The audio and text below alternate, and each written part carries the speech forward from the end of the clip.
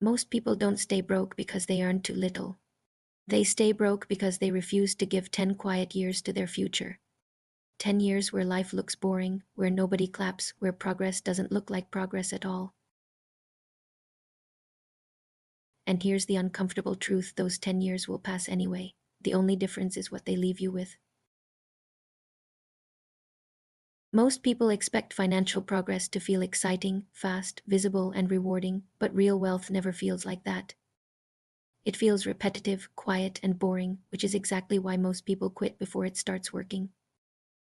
There's a rule behind this pattern, a rule that explains why some people quietly escape financial pressure while others earn more every year yet still feel trapped. And it's called the decade rule. Before we go deeper into this rule and reveal what most people miss, take a second to subscribe. It helps this channel keep making honest money content like this. The idea is simple but uncomfortable. If you want real financial freedom,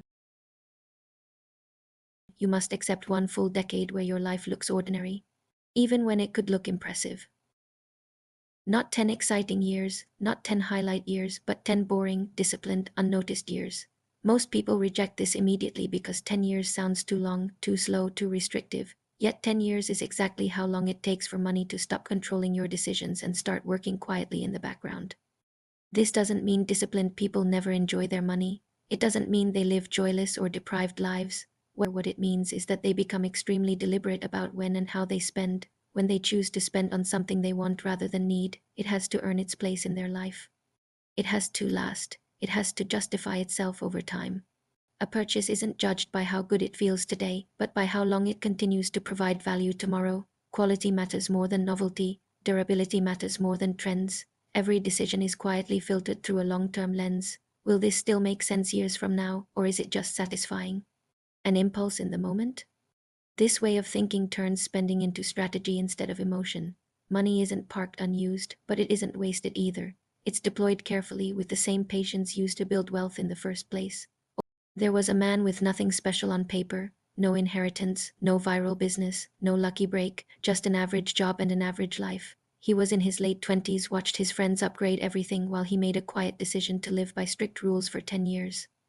He kept his lifestyle, automated his savings and investments, avoided debt that didn't buy future freedom, and most importantly, stopped trying to look successful. He skipped trips, drove the same car year after year, and said no more than yes, but what nobody saw was that while his friends increased their lifestyle, his friends laughed at him and asked what the point of earning was if he wasn't enjoying life, telling him he was wasting his best years, and from the outside they weren't wrong. He increased his margin, while they added expenses, he added time, and while they chased comfort, he built control.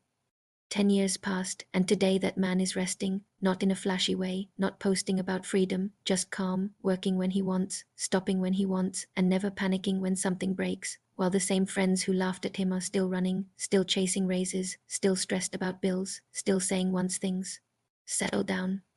The decade passed for everyone. He just used it differently. Over time, this mindset compounds just like investments do, because fewer impulsive decisions mean fewer regrets, fewer replacements, and far more control. That's how disciplined people enjoy their money without letting money control them.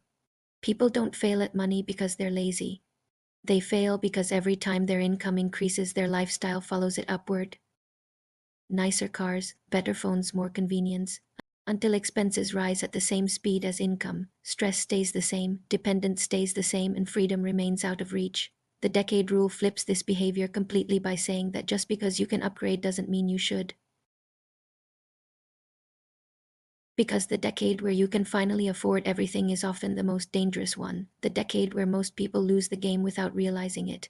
The rule asks you to delay visible rewards on purpose, not forever, just long enough for money to stop owning you. In practical terms, the decade rule means committing to 10 years where your lifestyle grows slower than your income, where saving and investing matter more than appearances, and where you stop trying to prove that you're doing well. During this decade, nothing about your life looks impressive, and that's the point. This is what most people miss: wealth isn't built by speed. It's built by direction, and someone earning modestly but moving forward consistently will eventually outrun someone earning more but standing still. Every time you inflate your lifestyle, you raise the finish line, which is why so many high-income people still feel trapped.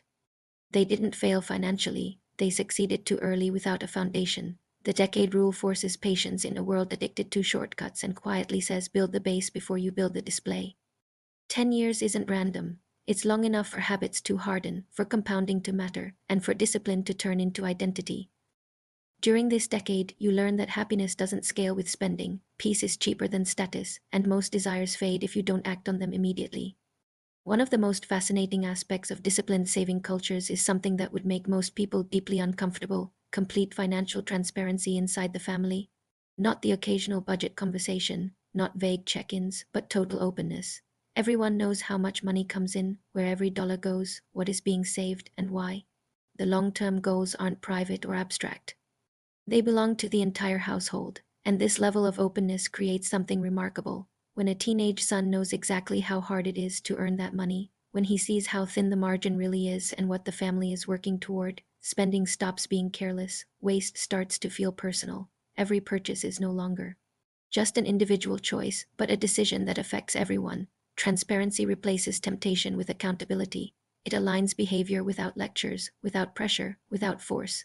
People naturally act differently when they understand the full picture. This is how discipline becomes cultural instead of individual, how restraint becomes shared instead of resented, and how long term thinking gets passed down quietly from one generation to the next. Money stops being a secret and starts being a responsibility, and that shift alone changes how an entire family behaves over decades. You stop relying on motivation because motivation fades while systems don't, and you stop making emotional decisions with money, stop panicking during downturns, and stop reacting. That calm becomes an advantage as money slowly and quietly starts working for you instead of against you. The truth most people don't want to hear is that if you can't tolerate being underestimated for 10 years, you won't enjoy being free later because freedom is quiet and doesn't announce itself or ask for approval. The people who follow the decade rule don't look impressive early on. They look average or even behind, but 10 years later they stop worrying about bills, fearing job loss, and stressing over small setbacks, not because they got lucky, but because they built margin, margin in money, margin in time, and margin in choices. Things go wrong. Some families don't have that luxury. They know that every dollar they don't save today could mean the difference between dignity and desperation in old age.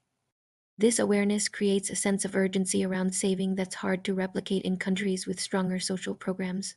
10 years will pass anyway, and the only question is whether those 10 years quietly buy you freedom or quietly lock you into stress, because most people won't give 10 years to this rule, and that's exactly why it works.